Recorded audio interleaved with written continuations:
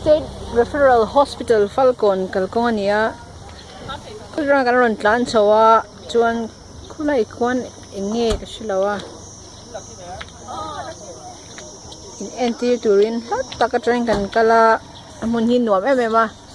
ila in muthenga ki nia ta hian motor park na hun oma chuan la hian construction be mega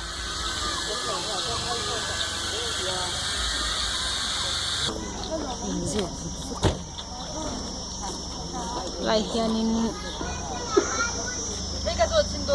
KS thanga cholbu ko ma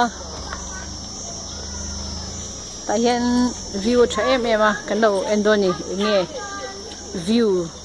inchen nge clear the kan enang view nuam em ema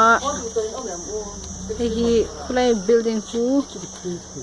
motor parking atang khana mu thei boka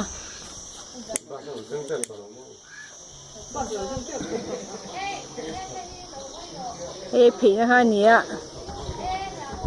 so fiam thun thoa slai so case book an ti ni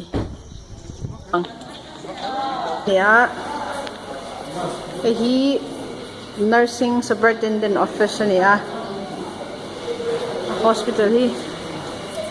kan pay zela dan maternity ward khania a building hi ka base ya yan hui di me ki chen la member ko ni